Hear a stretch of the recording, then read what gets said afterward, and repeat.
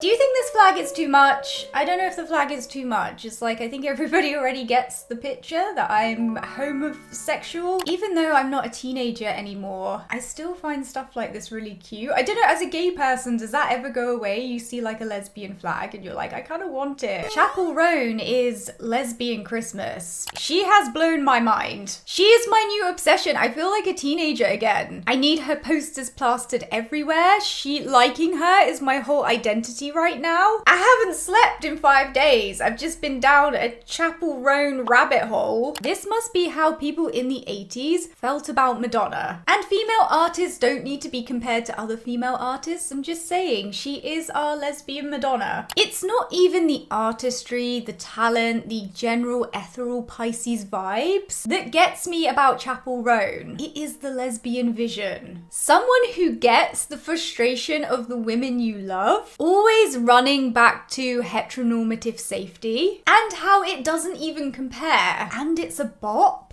Lesbian sorcery. I'm just glad I didn't die before discovering this angel upon our earth. You guys, I never buy vinyls. For me to buy a vinyl, it's because I'm obsessed, okay? Chappell Roan and Stevie Nicks. That is my vinyl collection, and gay people love it. I know what you're thinking. Just how many videos do we need about Chappell Roan on this platform? It's like every other person has made a video about her. There's already a rich variety out there detailing her life, her work, the controversies. But this video is different, I promise. Because it's not only a deeper look at her work through a lesbian lens. I'm not like other lesbians, I'm special. Pick me. It's full of stalker tier trivia. I am sure that there's a fact in this video about Chappell Roan that you perhaps were not aware of. I mean, maybe not, but you'd have to watch the whole video to find out, you know? And I also have some unique takes on the discourse surrounding her. Well, I think that these takes are unique, but maybe they're not. Again, you're gonna have to watch the video to find out. I feel like other people have been too scared to give their honest opinions on certain controversies surrounding her, which I don't blame them. We're still very much living in cancel culture era. One wrong opinion and you're out on the street, young lady. But I've already been cancelled like 50 times, and when you're at the bottom of the ocean, there's nowhere to go but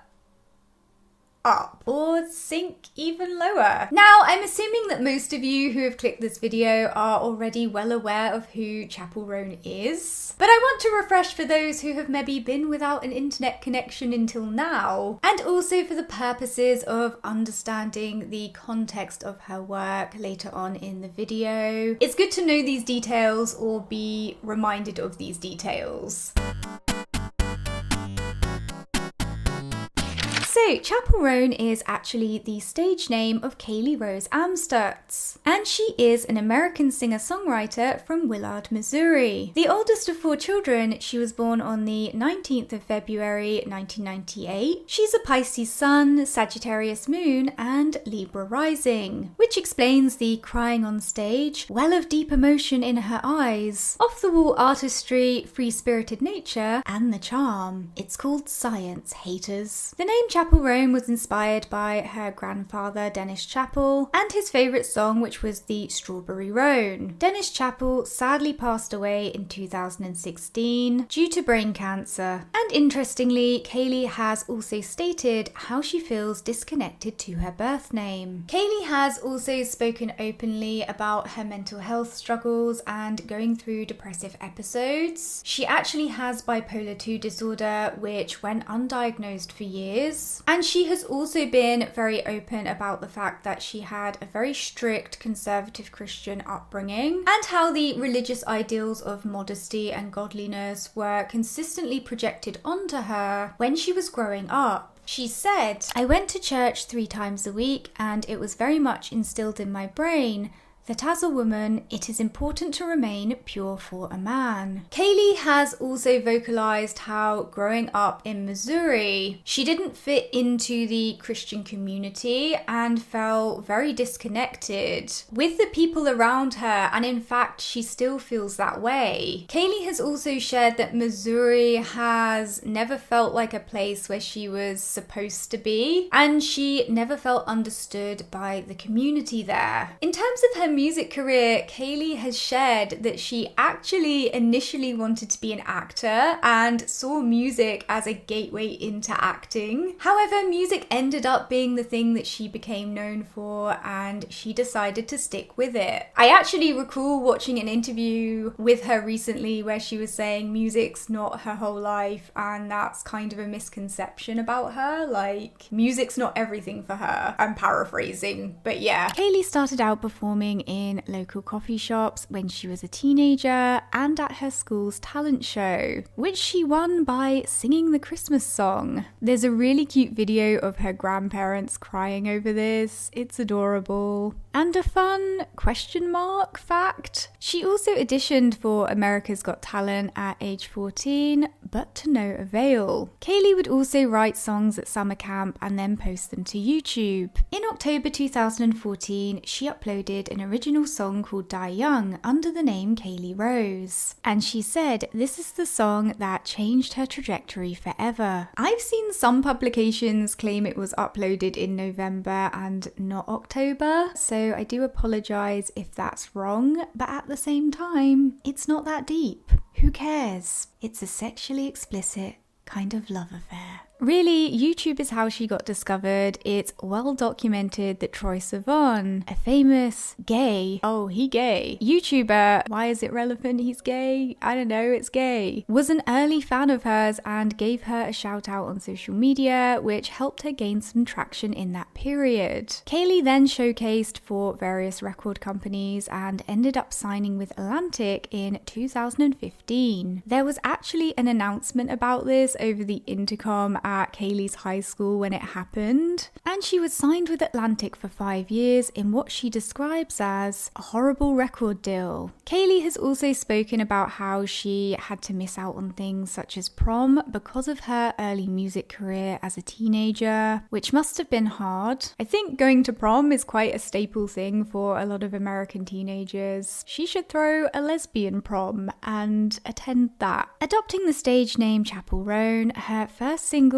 Good Hurt and EP titled School Nights were both released in 2017. Interestingly enough, her EP debuted on the anniversary of her grandfather Dennis Chappell's death, and she also supported Vance Joy on his Lay It On Me tour in 2017 as well. Kaylee stayed with Atlantic until she was dropped by them in August 2020 after releasing Pink Pony Club, a song which the label higher-ups didn't even want to put out, in April 2020, and Love Me Anyway and California in May 2020, all of which failed to make enough profit to keep the label happy. Pink Pony Club is supposed to be a gay club song, but of course 2020 is a year in which the pandemic was happening, so not really the best time to be releasing club music. Ain't nobody at the clubs except plague doctors and politicians. And of course within that time the music industry crashed due to artists not being able to tour, and as a result a lot of artists were dropped, including Kaylee, because they were not making enough profit. After Kaylee was dropped, she was also dumped by her boyfriend of 4 years, and having ran out of money, she returned home and had to work various jobs, including as a production assistant, a nanny, and at the drive-thru at the Midwest chain Scooters Coffee to get by. At this time, she was also dealing with being in a period of hypomania with her bipolar 2 disorder, so not exactly what she had envisioned for herself as an artist at this point in time. However, whilst working odd jobs, Kaylee eventually returned to making music as an independent artist, moved back to LA, donut shop represent, until she landed a better paying job and publishing deal with Sony and was able to start writing songs again with songwriter and producer Dan Nigro. Now, Dan and Kaylee actually first met in 2018 when Kaylee was still signed with Atlantic, and from there, Dan co-wrote wrote and produced songs with Kaylee such as Love Me Anyway, Pink Pony Club and California. Dan is actually a pretty important figure in relation to Chappell's music career, because not only does Kaylee love working with Dan, he has helped her to produce a lot of her music, but Dan also works with other artists such as Olivia Rodrigo, who of course would become incredibly successful, and due to that connection, Chappell would go on to open for Olivia Rodrigo on her tours twice, the second time of which would be a turning point for Chappell's career. And on top of that, Dan started his own label Amusement Records in 2023, which Chappell would end up being signed to. So Chappell's connection to Dan is pivotal to her career. But anyway, by May 2022, Chappell had released 2 new tracks, Naked in Manhattan, the first song of hers to explicitly express same-sex attraction, and My Kink is Karma. Kaylee has stated that she moved away from ballads and sadder songs into pop music because she felt drained from having to perform sadder music all the time. And she has also stated that she doesn't identify with her early music anymore because it represents a different person who was dealing with depression and who was heartbroken over a boy. She describes her current music as having been influenced by 80s synth pop, 90s pop rock, 2010s bubblegum pop, and camp. Kaylee has also cited Karen Carpenter and Stevie Nicks as her vocal inspirations, and Kate Bush, Lady Gaga, Queen, Cyndi Lauper, Annie Lennox, Phil Collins, and Dua Lipa as inspirations for her music style. So this new music and their accompanying visuals were a rebranding of Chappell Roan's previous image and sound, which now encapsulated and showcased her queerness and queer inspirations. Chappell Roan's rebranding was also the result of therapy and honouring Kaylee's inner child. Kaylee talks about taking what a younger her wanted to do, things like playing dress up, wearing makeup, dancing, and being obnoxious, and applying it in her work as Chappell Roan. Kaylee also mentions that her work in this period was self-funded and produced entirely by her and people she knew. A lot of people worked with Kaylee for a lower rate or as a favour to her in this period, which undoubtedly helped her. Through this rebranding, Chappell also gained a sizable online following and the attention of other artists by promoting her music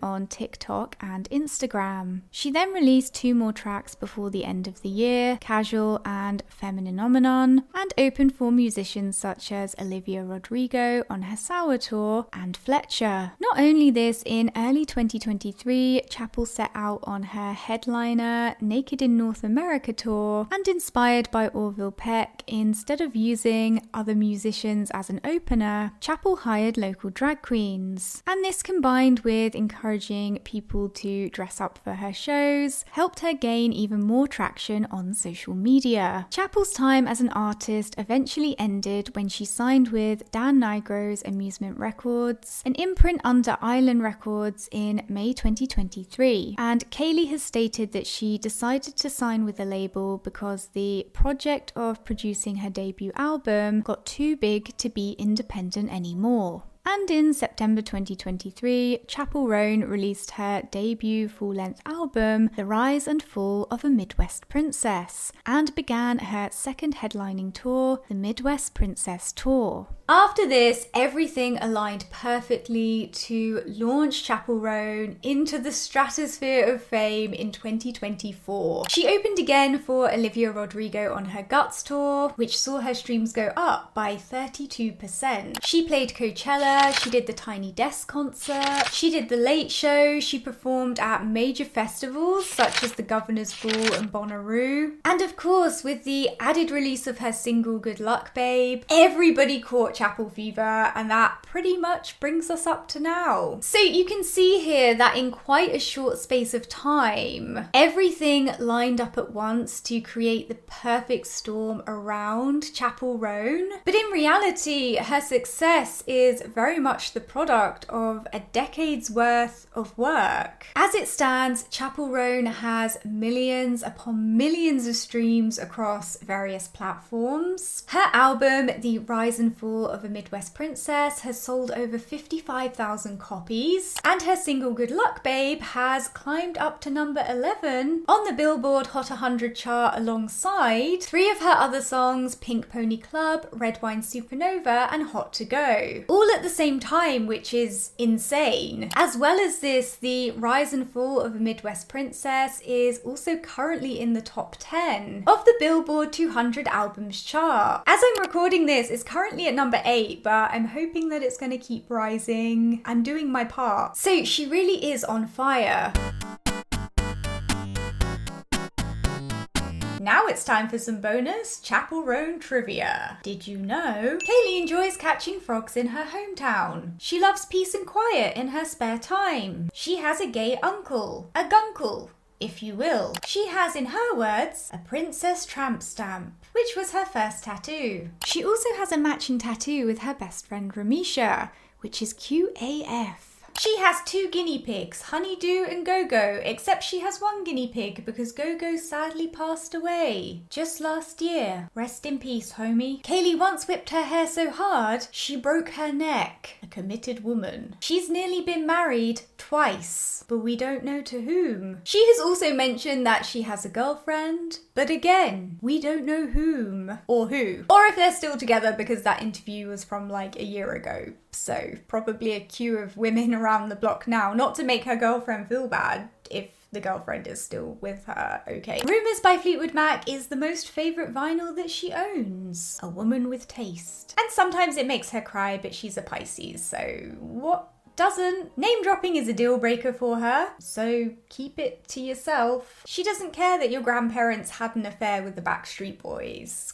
Get a grip. She owns a Nintendo Switch and Mario Kart is her favourite game. She's cultured. Coraline is her favourite movie. I actually have so much in common with her, but I think it's just because we're both born in the 90s and gay. And lastly, after she's done with her music career, she would like to be an art therapist. That is peak Pisces. Also, here's some of the books she's read and enjoyed for your reading list considerations. The Song of Achilles, My Year of Rest and Relaxation, All About Love, Milk-Fed, Boy Parts, and The Last Animal. Now, on to the controversies. And here's where it gets spicy. Now, the first topic of discussion in relation to some of the more spicy discourse surrounding Chappell Roan is drag. Start your engines. So, it's very well documented how much Chappell Roan loves drag queens. Kaylee has said drag makes her incredibly happy. She has drag queens as the openers for her shows. And she describes Chappell Roan's visual presentation as drag and Chappell Roan as a drag persona. Kaylee has stated that her favourite queens are Sasha Colby, Trixie Mattel, and Crystal Method. She's also paid homage to queens such as Divine with her looks, and drag being an aesthetic which is identifiable as a part of gay culture is part of the reason why she has been so embraced by the gay community. However, there has been controversy over Chappell doing drag and calling herself a drag queen. And this is because there are some people who see drag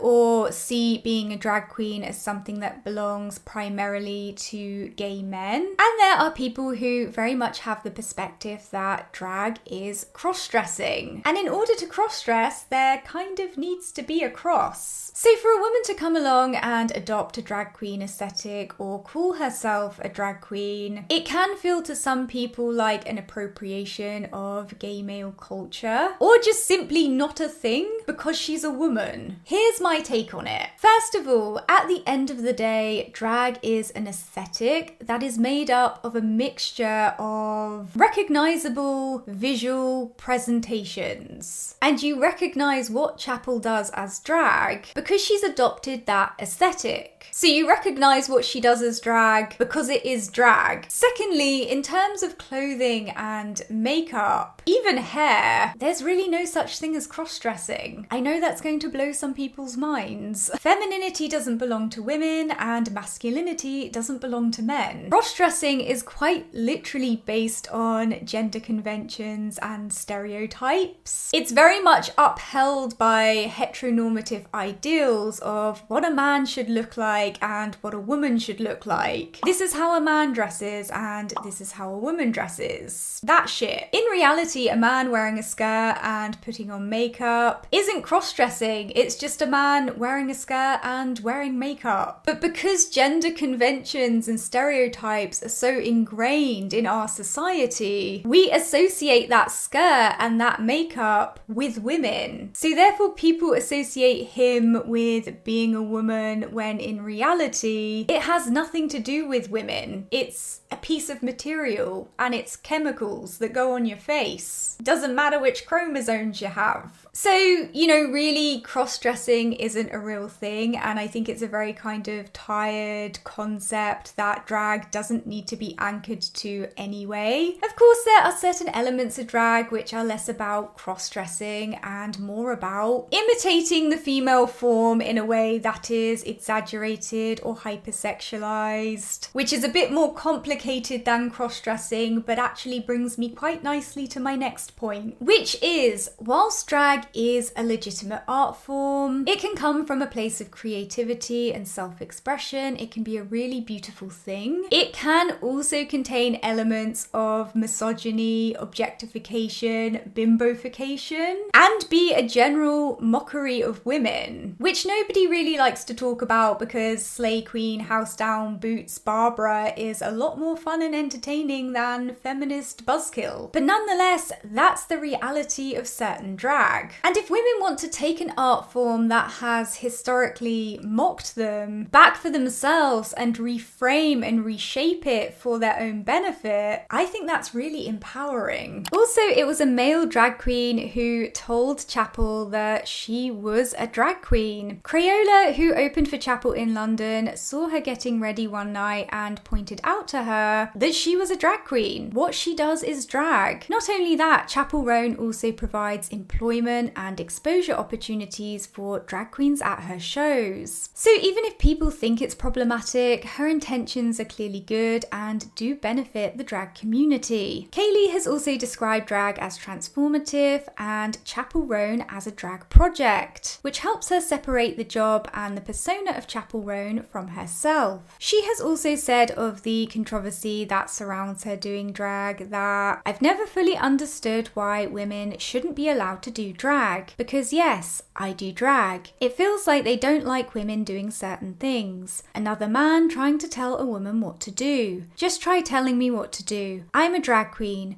whether you like it when women do it or not. Of course, there's also elements of burlesque, theatre, horror, and homages to movies such as Showgirls in Chappell's looks, as well as inspiration from artists such as Madonna and Rihanna. Chappell has also described her vibe as pretty, tacky, and not serious. So whilst drag is a part of her aesthetic, it goes way beyond that. Genesis Webb, the stylist behind a lot of Chappell's looks, has said of her outfits that we're trying to give someone a reason to stop, even if they're like, ew, and laugh or gawk at outfits.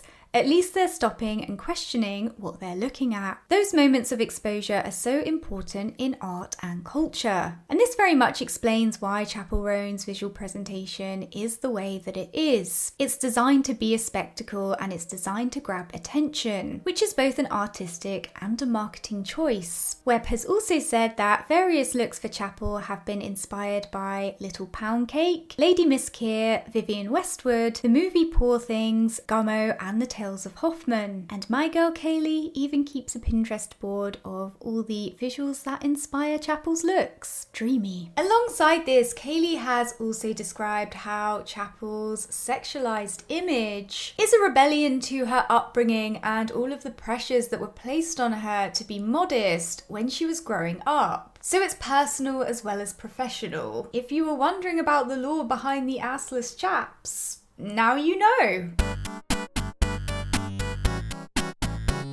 The second topic of discussion in relation to the spicier discourse surrounding Chappell Roan is gatekeeping, aka keeping her away from locals, heterosexuals, and anybody who has an opinion outside of what is deemed to be acceptable by a certain group of people. Now, the gatekeeping issue is not so much about who can listen to her music and who can enjoy it, even though some people do take it that far, but that to me is just veering off into batshit insane territory. This is more about who's showing up and taking space in fandom spaces, whether that's online or offline. And this is a difficult one because the reality is Chappell Roan is a performer who makes music for public consumption, and the public is made up of all kinds of people with all kinds of different opinions and all kinds of sexualities, and that includes straight people. Yes, they are still around in 2024. The gay agenda works hard, but the church works harder.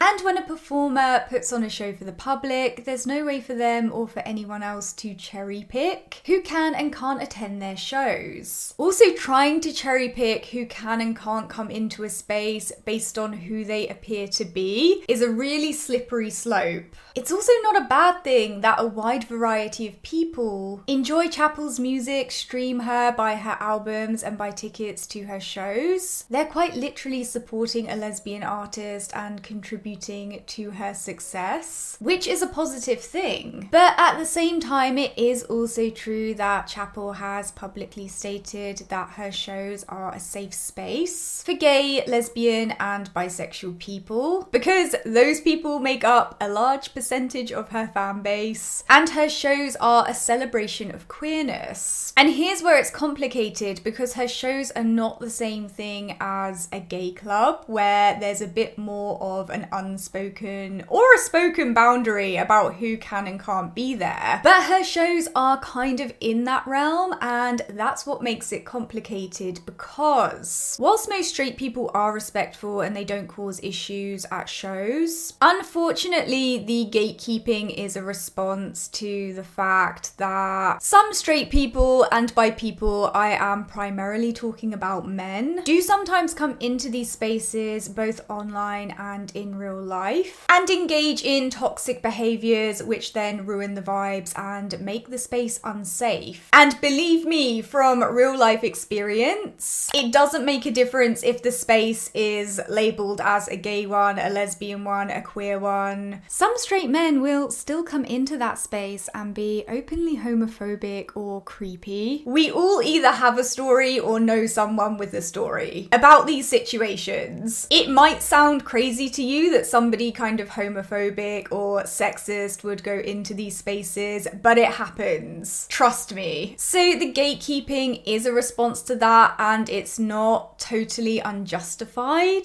And that's why this is complicated, because at the end of the day, nobody has the right to police who comes into a fandom. Nobody has the right to police who turns up at a show with a paid ticket. And Chappell is at the level of success that she is because she has widespread appeal. But at the same time, I do see why lesbians, gay men, and bisexual people are on the defensive and don't like the presence of certain people in what they deem to be a safe space because of past negative experiences or toxic behavior from those people. I think this is just one part of what is actually a much larger kind of systemic issue almost. I think ultimately everybody has a right to be in her fandom spaces and everybody has a right to kind of turn up at her shows. I don't really think it kind of matters who you are. I think it matters how you act. So I just think it's a case of as long as everybody is respectful, it's fine. But people also do have a right to dislike what certain people represent in certain spaces too. Some of the gatekeeping comes from a valid place, but some of it does kind of veer off into attacking people who haven't done anything wrong or who haven't done anything disrespectful, or simply just attacking people because they've got an opinion that they don't like and then they're deciding that you can't be a fan, which is ridiculous. So there's a bit of a line. It's a complicated one.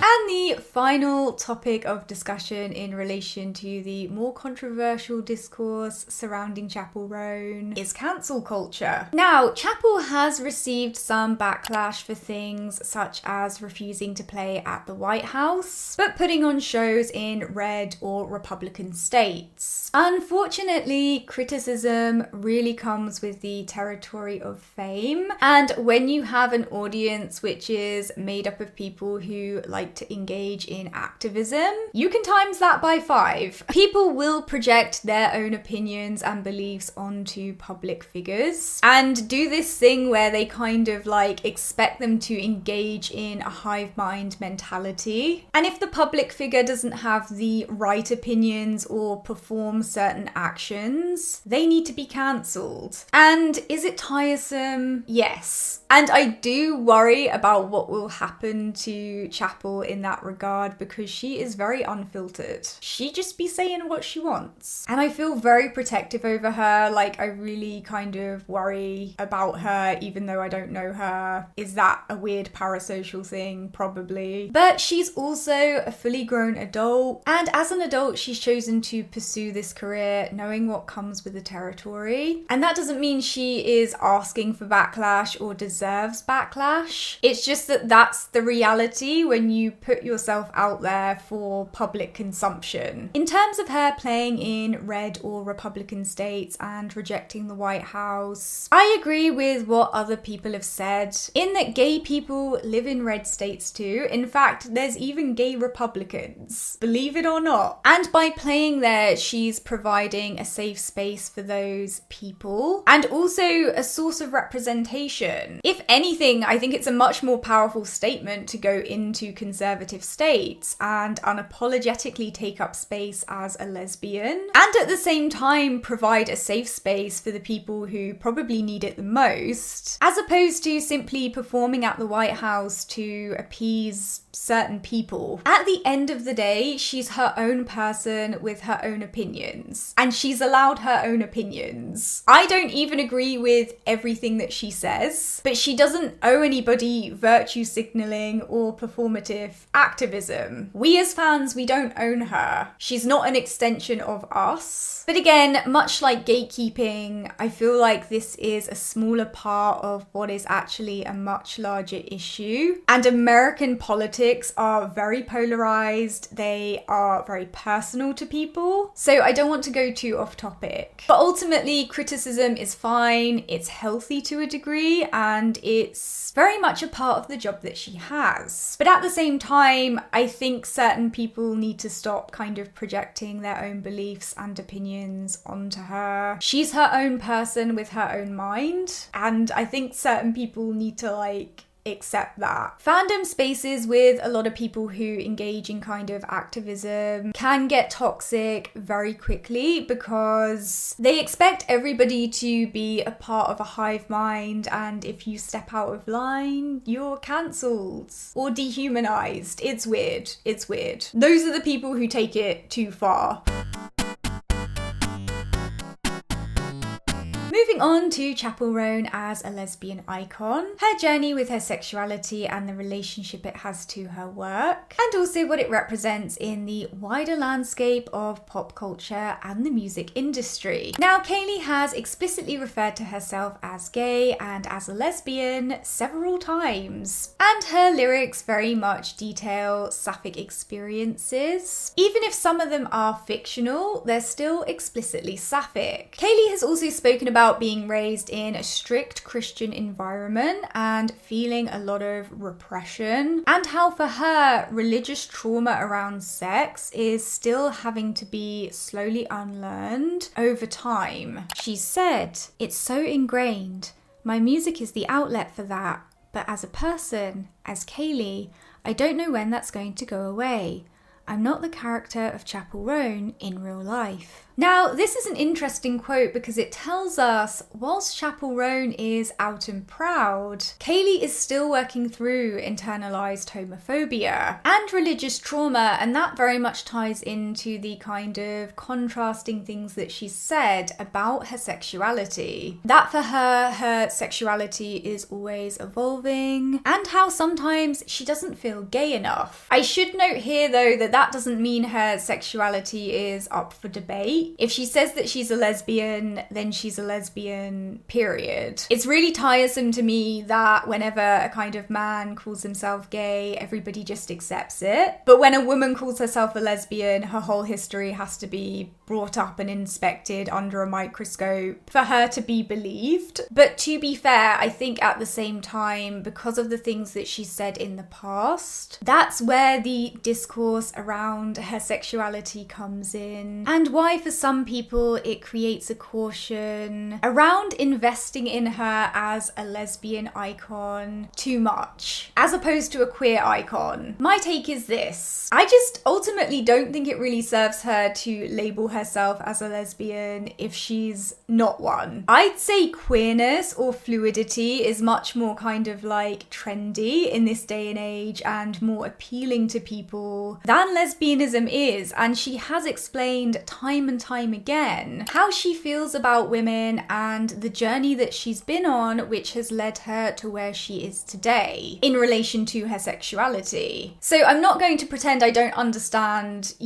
where the discourse comes from. And to be fair, heteronormativity is always threateningly looming in the background. But I think we should be enjoying the fact that we have an openly lesbian artist and embrace it, rather than interrogating it. And to be quite honest, even if she came out as bisexual or queer again somewhere down the line, it doesn't negate her attraction to women or her relationships with women anyway. So does anybody really give a because I don't. Of course, Chappell Roan is not the first lesbian musician in existence. You have artists such as K.D. Lang, who actually won 4 Grammys, and Melissa Etheridge, who have both enjoyed mainstream success whilst being openly lesbian, not to mention many others. But the fact that Chappell has exploded into the mainstream as a lesbian icon with explicitly lesbian music and been embraced in the way that she has is what sets her apart from a lot of other lesbian artists before her. To me, Chappell Roan very much feels like watching a young Madonna. And of course, women in music don't have to be compared to each other, and it's certainly not about pitting women in music against each other. All of them are their own unique and individual artists with their own set of merits. They're all queens in their own way. It's more about acknowledging how the social landscape has changed to allow an openly lesbian artist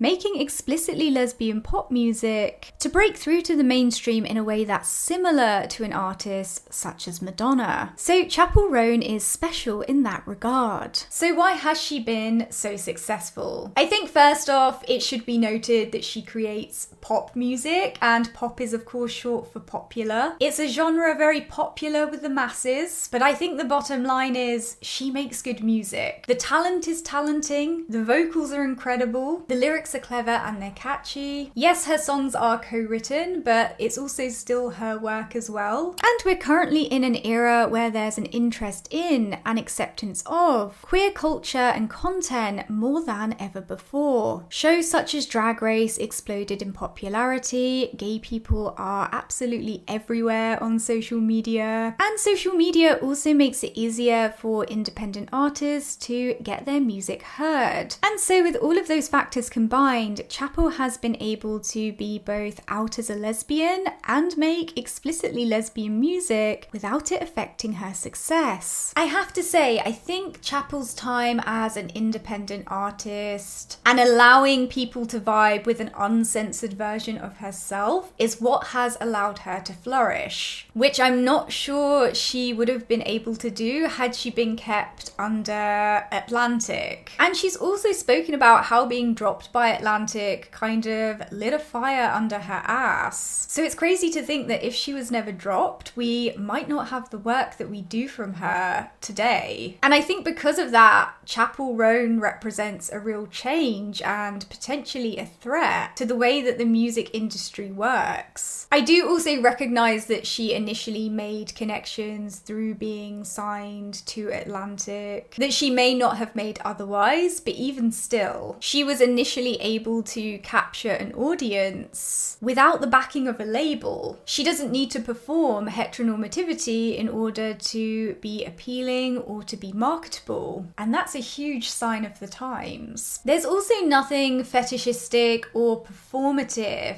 about the lesbianism in Chappell's work, which is really refreshing, especially when it comes to pop music. Her music feels like it's made for sapphic women, and not only are her lyrics and her music videos relatable, but the way she frames sapphic experiences in her work is artistic, authentic, and it's fun. And fun is not something that lesbians get a lot of in the media. A lot of our content is kind of anchored to a more depressing place. And I feel like I really connect to a lot of her work and also to her, but not in a weird parasocial way, because I've got no idea if I would actually feel connected to her, but yeah. And speaking of the lesbianism in Chappell's work, that brings us to... So, The Rise and Fall of a Midwest Princess is an album that was 4 years in the making. And for 2 of those, Kaylee has said she was actually dating a man, but was writing queer songs. And I use the word queer here because that's the word she uses, and daydreaming about women anyway, which certainly gives context to a lot of the tracks on the album as well as its narrative arc. Kaylee has said of the album, "It is the story of a girl who moved from a small conservative town to a city and had an awakening of this world she never knew existed, which includes queerness, which includes heartbreak, which includes falling in love, which includes the city and clubs, and it's the world of Chappell Roan." I think that a lot of the songs are from daydreams, and a lot of that daydreaming happened from Missouri, from this repressed state of not having a queer community growing up and feeling really weird. Kaylee notes that this album was the birth of her queerness and accepting it. So you can see how closely interlinked this album is to Kaylee's own journey with her sexuality,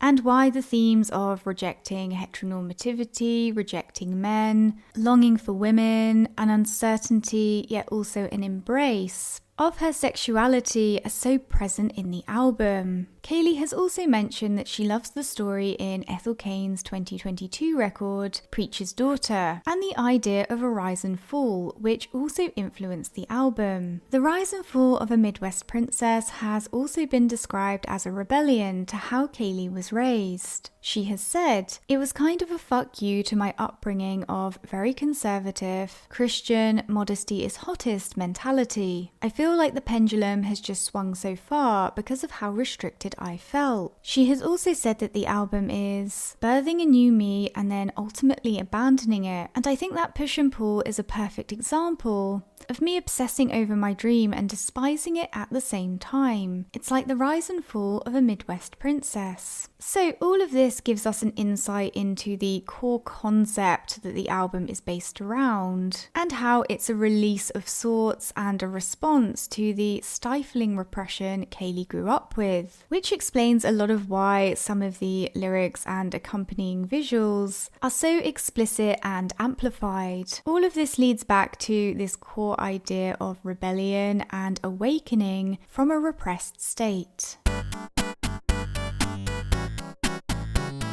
The first track on the album is Femininomenon, and interestingly, Dan Nigro is the person who came up with the word Femininomenon, and the story behind this song stems from Kaylee going on 12 different Hinge dates, none of which worked out, which very much explains the line, "I'm so sick of online love." And of these dates, 11 were men and 1 was a woman. Kaylee has stated that her experiences with that one woman were much more enjoyable than any of the experiences she had with the men she dated, and in her words, the title, Femininomenon, was inspired by her own experience of boys being bad in bed and girls not being bad in bed. Kaylee had such an awful time with men. She felt it was a phenomenon for a woman to actually enjoy having sex with one. Hence the merging of the word feminine and phenomenon to create the word Femininomenon. As a fun fact, for the music video and promotion of the song, Kaylee ordered real dirt bike gear from Amazon and modified it with her friend to make it slay.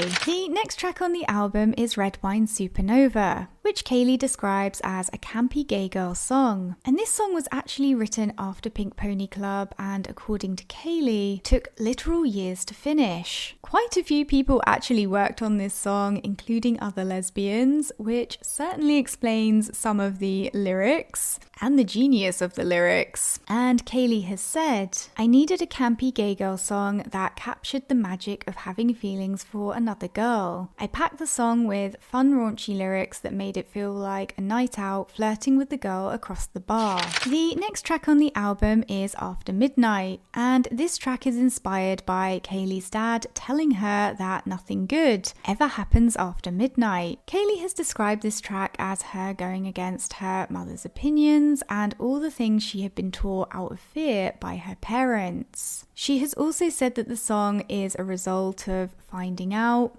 after she moved to LA that in fact everything good happens after midnight and that 3 a.m. is fun. The next track on the album is Coffee, and this song is inspired by a situation between Kaylee and an ex of hers who lives in New York, and how after they broke up, Kaylee was trying to convince herself that she and this person should only go out for coffee together to avoid temptation and to keep it friendly. But that didn't end up happening, and when they met up, they ended up at a bar and then went back to this person's house. Kaylee has also mentioned how this song is her also making up what she was hoping it would be like between the two of them too. The next track on the album is Casual, and Kaylee has said that the lyrics to this song are fictional. They're not based on real events and are a whimsical view of what could be. She has said about the track that, I just felt very different from the person I was dating. My friends said they were talking about our relationship and how they broke it off, and said it wasn't that big a deal because it's casual, and it wasn't casual for me, like at all. I had created this entire non-existent relationship. Like, I dreamed of meeting their friends and maybe having an apartment together. All this crazy shit, not chill girl vibes. When I heard them say it was casual, it was this explosion of betrayal feelings inside of me, even though they totally had the right to say it's casual. The next track on the album is Super Graphic Ultra Modern Girl, which Kaylee has described as a feel-good club song, and to be succinct, the song is about how she needs a bad bitch who isn't afraid. Those are her words. Kaylee has also said that the title was inspired by an Architectural Digest YouTube video, which is interesting, and the spoken word at the beginning of the song is inspired by Lady Gaga's Alejandro. The next track on the album is Hot to Go, and the idea for this song was sparked when Kaylee went to a gay club, and it's influenced by her time in West Hollywood and by all things camp and exaggerated. Hot to Go is intentionally anti-serious and a response to how Kaylee grew up in such a reserved, serious environment. Kaylee has also expressed that this song stems from wanting to be a cheerleader when she was younger, which explains the Hot to Go dance. And of course, as a fun fact, her grandparents also star in the music video for this song. The next song on the album is My Kink Is Karma, and Kaylee has described this song as being about how much she despises her ex. She has also shared that she thinks this song is toxic, but it's an honest account of how she felt at the time. And I think going from the music video, this song is likely about an ex-boyfriend, although I've seen people say that she has said it was actually about an ex-girlfriend somewhere. However, I couldn't find a source for that, but either way, she describes the breakup with this person as the worst breakup she's ever had, and she also initially disliked this song and thought it was cringy, but it grew on her over time and now she loves it. The next track on the album is Picture You, and Kaylee has said this song is about online dating, and it's also related to the song Casual. So, Picture You and Casual are about the same situation and share the same female muse. Picture You is about how Kaylee wanted that girl to see her, but of course, the girl only sees their relationship as something casual. You can see the shared link between the two songs there. The next track on the album is Kaleidoscope, and Kaylee wrote this song all by herself. The song is about Kaylee being in love with her best friend and wanting to talk to her about it. Kaylee actually wrote Kaleidoscope on the day of the talk she had with her best friend about their relationship.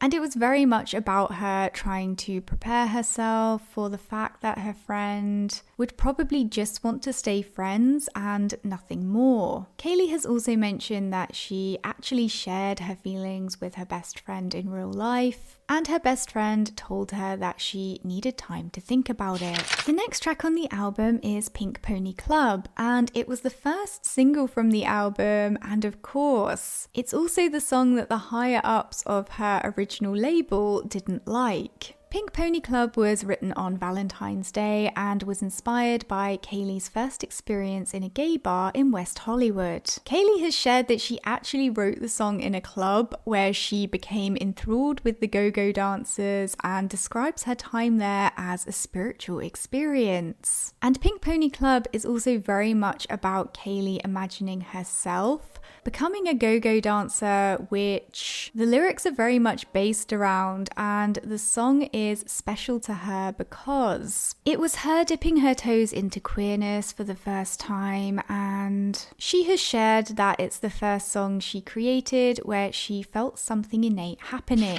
The next track on the album is Naked in Manhattan, and Kaylee has said that Katy Perry's music was a huge influence on this song. She is a diehard Katy Perry fan. And as a fun fact, in the line, "When I sing that Lana song, it makes you cry," the Lana Del Rey songs she is referring to are Ride and Apartment Complex. The next track on the album is California, and Kaylee has said that this track is about her being sad in LA, feeling depressed and defeated, and is very much inspired by her wanting to get out of there. It's also about how lonely she was feeling in a new city and how difficult the music industry is. And the final track on the album is Guilty Pleasure. Kaylee has said that this is her favourite song, it's very her, and that if she wasn't so set in the kind of music she was making, she would be more experimental, jarring and random, such as she is in this song. She has also said that guilty pleasure in this song equates queerness, and that guilty pleasure is a representation of the whole narrative arc of the album. She says, "It starts out all somber, but then you're in this weird pop world, and by the end,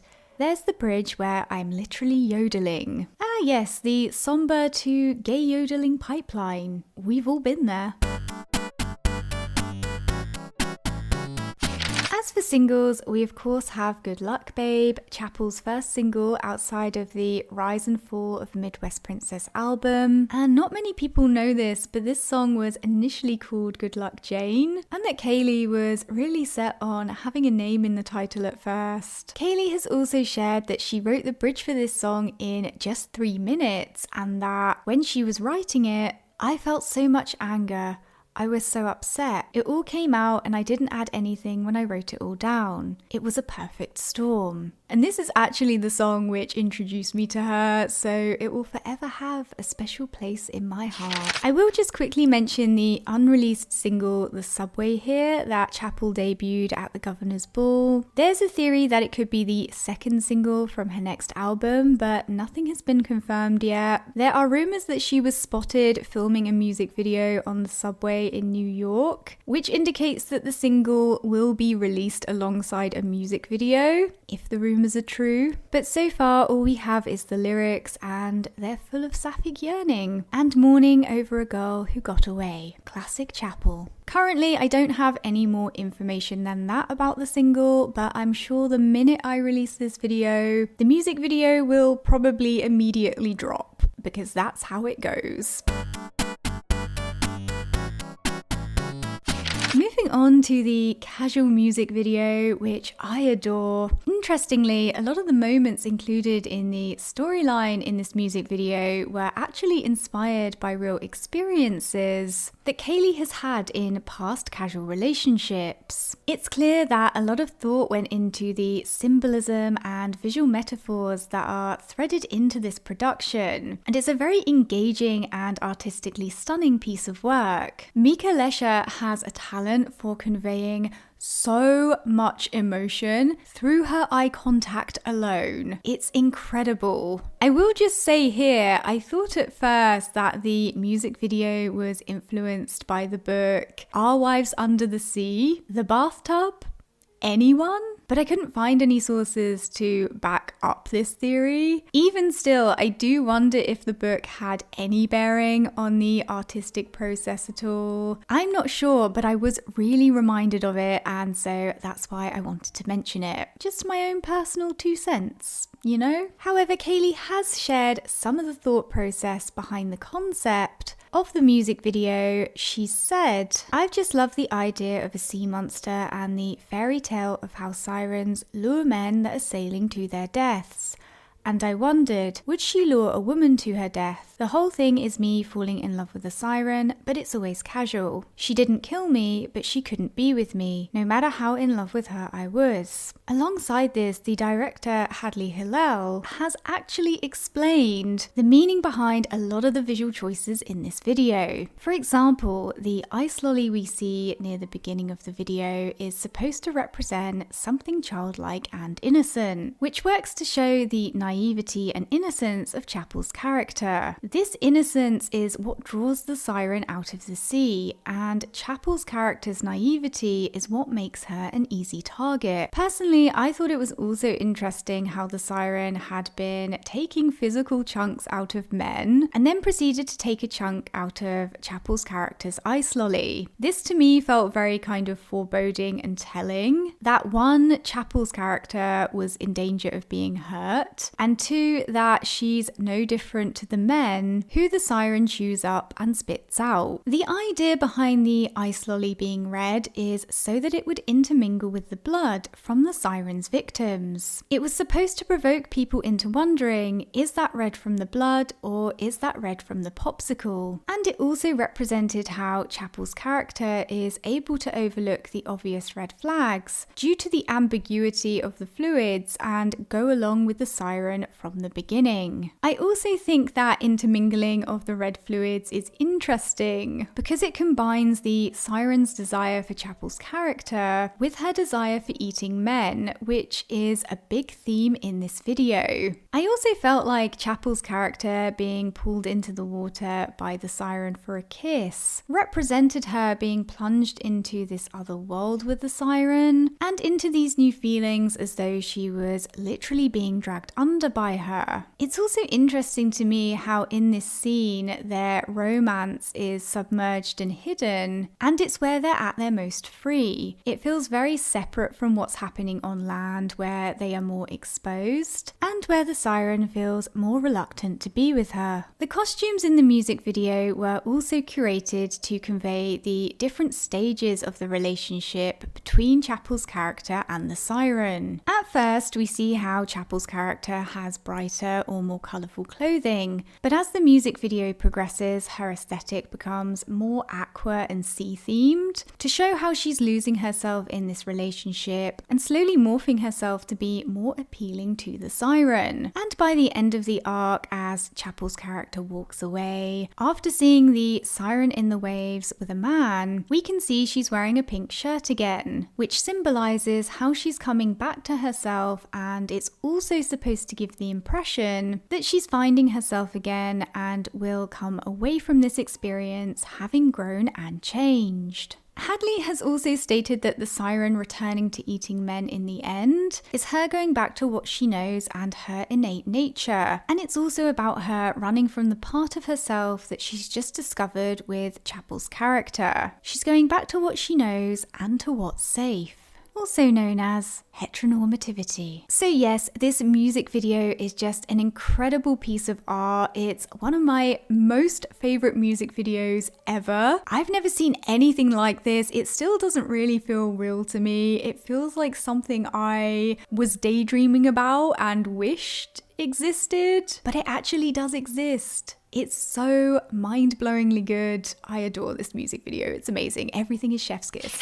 Now, the Red Wine Supernova music video, as far as I can tell, isn't quite as visually layered or metaphorical as Casual, but there's still a lot to discuss and unpack. First of all, we need to talk about the Jennifer Prince artwork cameo because, oh my god, it's a lesbian heritage moment. If you don't follow Jennifer Prince's artwork, you really should. Not only is she incredibly talented, she carries the lesbian community on her back. We at the Sapphic Underground channel love Jennifer Prince. And by we, I mean myself and the spider who sits in the corner of my room, judging everything that I do.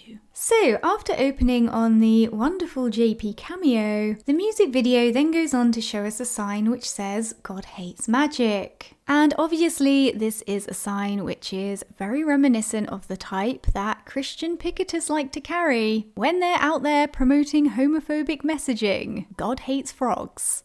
Featuring a disapproving older woman who also looks like a Russian grandmother. And the magic theme of this video is related to what Kaylee has said about the song itself. I needed a campy gay girl song that captured the magic of having feelings for another girl. She sees her feelings for women as magic, so magic in this video is a metaphor for lesbian love or attraction to women. And the video conveys this by having the sign puff into a red rose. It's indicating a link between magic and romance. The rose is then picked up by a woman who is also a magician, a maker of magic, a maker of romantic feelings for women, aka a lesbian. Cut to Chappell's character reading a book titled My Romance with a Magician, just in case you missed the visual clues as to what this video was about. And as a fun observation, the shoes that the magician is wearing here match the shoes in the illustration on the back cover of the book Chappell's character is holding. The cohesiveness in this video, unparalleled. So yes, this book quite literally tells us there's about to be a romance with a magician, and sure enough, the magician seduces Chappell's character through the alluring colour of red and teaches her a few magic tricks. The magic tricks are of course very sexually coded, and much to the older homophobic woman's dismay, in the end her and her homophobia are defeated